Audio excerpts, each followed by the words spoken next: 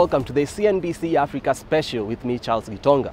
In partnership with Brand South Africa, we are in Nairobi to facilitate a conversation on trade between Kenya and South Africa. The two nations are economic powerhouses in their respective regional blocs, and therefore how can they be involved in driving figures of intra-Africa trade from the current levels of 12%? Let's take a look. I think one of the regular comments that we hear is that we've got to move beyond the talk, and it's now all about the execution. How do we get to the execution of facilitating better trade and investment between our countries? So the format we're going to deploy is as follows. We have nominated 3 discussion leaders who I'll introduce in a moment. Each of those discussion leaders is seated at a different table. They will take the stage at the table and basically give a 3 to 4 minute synopsis of the challenges and opportunities in their respective positions that they're experiencing from a trade and investment perspective between Kenya and South Africa, and how infrastructure development can fast track the progress in this arena. Maybe one of the things we should kick off with is just the reflection that this huge continent of, 950 million people, massive GDP growth, it's becoming an investment destination, still accounts for less than 3% of global trade. So there's something seriously wrong if it's such a small proportion of global trade concerns Africa. And many of the countries in Africa are highly import dependent. Kenya included imports almost all the materials today which one would hope in future it will manufacture or provide as services itself later on. And the reason Trademark was created back in 2010 as a company limited by guarantee funded by donors is to address the problem of very high trade costs in East Africa. The land costs, the costs of moving goods in East Africa is the second highest region in the world for costs overall after Central Asia. There's been massive progress since 2010, since Trademark was formed, and with our partners, including the Ministry of Trade here, there's been massive progress, but there's still a long way to go. And those high costs are still making East Africa uncompetitive in global markets, especially for countries that import most of their goods and import them over long distances. So what does Trademark do with 100 or 150 different partners around the region in East Africa? We do 3 things. We build small-scale infrastructure to drive down the costs of trade through the ports of Mombasa and Dar es Salaam and through one-stop border posts, 7 or 8 of them in the region, which now have all been completed. We're now working on ones not between EAC countries as we did, but border posts between EAC countries and non-EAC neighbours.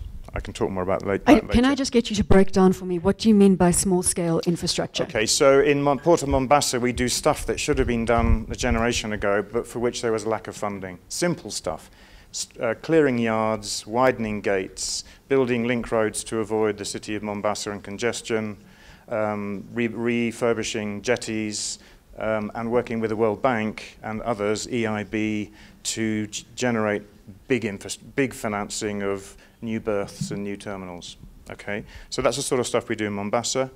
And at the border posts, we just create buildings which make it quicker for traders to go through those border posts and deal with only one transaction with officials from both sides of the border, hence the term one-stop border posts, rather than the previous thing, which was to have to stop twice at Busia, once on the Kenyan side and then again on the Ugandan side. That's finished. And His Excellency President Kenyatta and His Excellency President Museveni this week opened the Busia border post, where there have been a 79% reduction in transit times. 79% reduction? 79% in one direction, 80% in the other direction. We did a time and traffic survey. So good stuff happening on infrastructure, not to mention the stuff that we've had no part in at all, SGR, energy, wind power, geothermal. SGR? It's the standard gauge railway, which has been built from Mombasa to Nairobi and will continue on to Kampala. These are game-changing investments which hadn't been made for 2 or 3 generations in the region, but this is really exciting time. They agreed that infrastructure, everybody recognizes the importance of our infrastructure in improving intra-Africa trade and investment. So this is something that nobody needs to really spend the time convincing anyone about that. This is recognized. Second point is that Africa has recognized that. And if I just mention one factor to show you that Africa recognizes this, is the creation of establishment of NEPAD, which is really an institution basically set up to spearhead continental efforts, at infrastructure, connectivity, and development issues. I see they have even developed a document, PINDA, which is a program for infrastructure and development in Africa. So, as somebody has said, the issue is not whether we know what needs to be done or that infrastructure is a priority, or indeed what kind of programs to roll out. It is basically maybe getting it done. So I think those who said we need to think about execution, I totally agree with that. Point number 3 is in Kenya, my country, is that before I used to work in a public policy think tank. And many people in Kenya may forget that infrastructure never achieved the kind of budget and the policy focus it has enjoyed over the last 2 decades. And we wrote many policy papers talking about infrastructure. And when it sank, I think now you don't have to convince anyone. Everybody realizes the critical role of infrastructure. We are now, as a country, allocating 25% of the budget every year on infrastructure, energy and ICT, as a sector. This is the first time any sector has caught up with education, because from independence, education has always received the biggest share of budget. But now infrastructure is getting, the two sectors are taking 50% of our budget.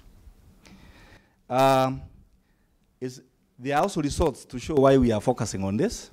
I don't know if the South Africans know that Kenya, for the last 3 years, has been #1 in financial inclusion in the entire world. #1 in financial inclusion. You check Brookings Institution, which is the best think tank in the world. 2015, 2016, 2017, Kenya is #1, and because of innovation in the ICT, mobile money, M-Pesa. There are 2 areas that I must start with that we need to be working on. It's work in progress. Is the movement of business people from Kenya to South Africa and South Africa to Kenya. That's #1. And I think we have alluded on the reviews that we've done in terms of the visa and the progress that Kenya is doing around issues of coming up with a new register. Now we are seeing that Kenya is introducing new passport, which is making things much easier for us to fast track that. Commissioner, I'm sorry, can you just clarify, just unpack that slightly for those that aren't familiar with what we're talking about from a new register perspective, just very briefly. Last year, Kenya have decided to do a new citizen registration, which have led them to introduce new passport for Kenyans, and we are now working with them in terms of that particular area. I'm sure you saw last year, Foreign Affairs have introduced this passport. They are cleaning the system. It's going to help us because at the end, we are benefiting more to them in terms of the movement of South Africans. But there are some areas that we have agreed. And I think at the level of political relations, we've made a mark. Last year we had a state visit followed by the working visa January, and we are expecting President Uhuru going to South Africa. Citizens, government authorities and the business communities between Kenya and South Africa do agree on a huge potential for bilateral trade. The opportunities lie in infrastructure development, education, healthcare, energy and agriculture value chains, among other things. We should, as South Africans, seize the opportunity of Kenya's new constitution, which focus on devolution. What are the opportunities that are in counties for South Africans. Those opportunities that are there, that speaks on infrastructure in those areas. And when I speak about infrastructure, I speak about IT, I speak about roads, I speak about hospital. Within health sector, with a South African company who can come here with health equipment, you can milk money like anything. Because in different counties, we need equipment for cancer, and we need equipment for dialysis. So those are practical opportunities for South African companies coming here. Emerged, there's a lot of opportunities in agriculture, value addition of products, and that has come up. The health sector, there's 55 cancer centers that require a lot of input, and that can be received from South Africa and other regions, and it needs to be, that gap needs to be filled. Public-private partnerships, there's a huge opportunity there that we need to embrace. There's the area of training. There's so much that South Africa has done so well over the years, and we need to then tap into those specific industries, the automotive industries, health sectors, and invite them over to train and empower Kenyans. We also talked about South African businesses coming to Kenya, and we need a policy that creates a framework for them to employ more Kenyans within those companies. So there's a knowledge transfer, as opposed to just coming in, making money, and taking it all out. There was an issue of spare parts and conformity around that. And there's one issue I thought I should mention is the environment we have in Kenya conducive for import of products from abroad? There's something called certificate of conformance. And if you're bringing product from other countries into Kenya, you need that conformity certificate every time you're bringing stuff in. Is that encouraging? Does it increase the price of goods? And is it something that we can look at?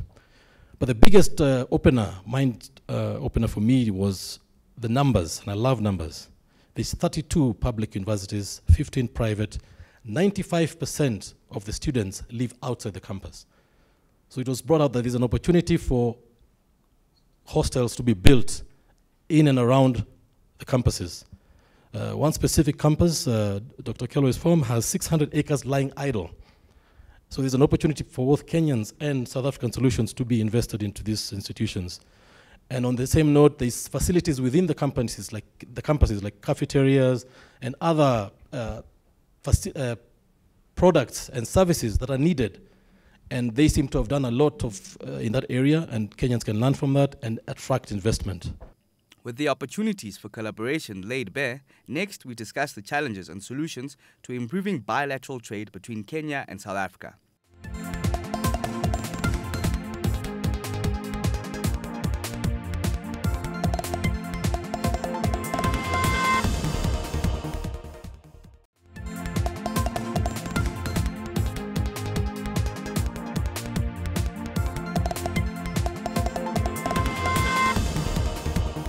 South Africa remains one of the biggest sellers of goods to Kenya in Africa. According to data collected by the Central Bank of Kenya, the value of imports in the 11 months to November 2017 was $567 million.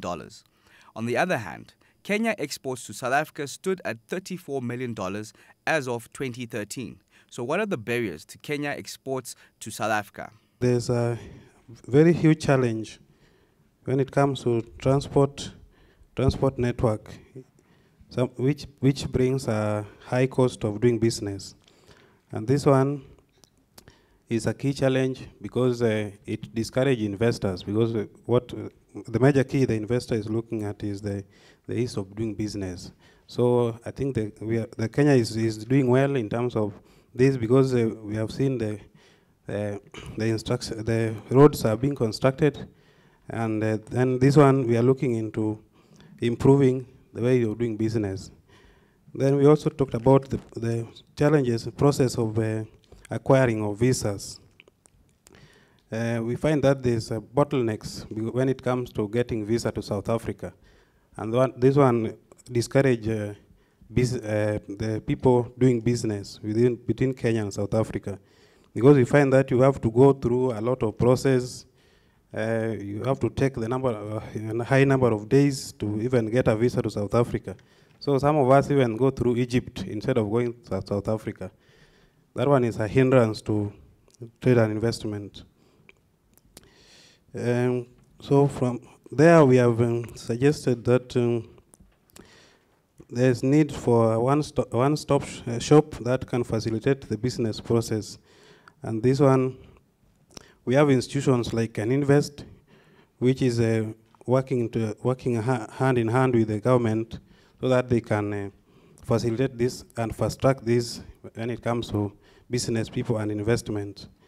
Then we have talked about the manufacturing sector.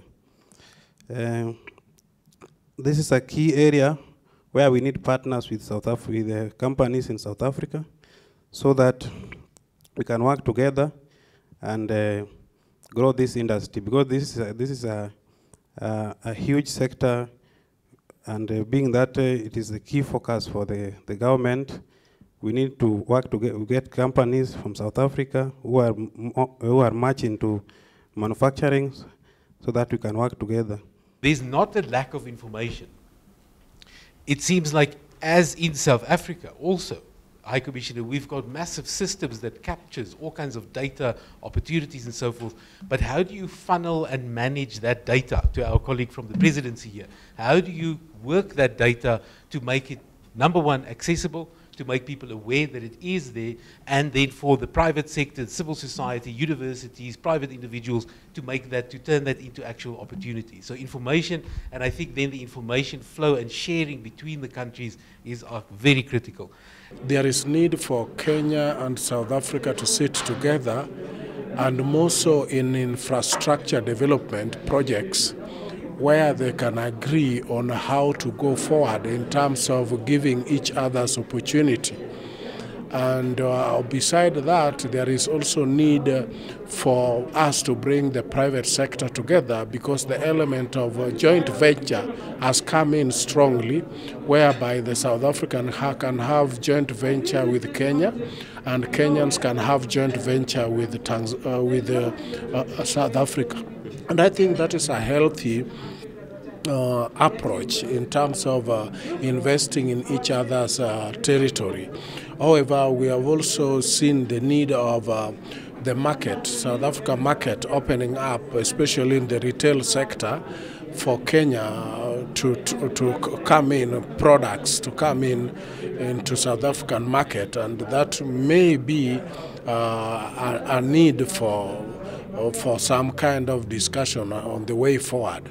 And on the basis of any other challenges that we are facing in terms of fresh produce, those are things that we can look at in terms of improving our standards, but at the same time also looking at it from a brotherly point of discussion, whereby we are all Africans, we want to promote each other. Investors basically have an issue with ease of doing business, whereby they have to jump office to office in terms of getting approvals on permits.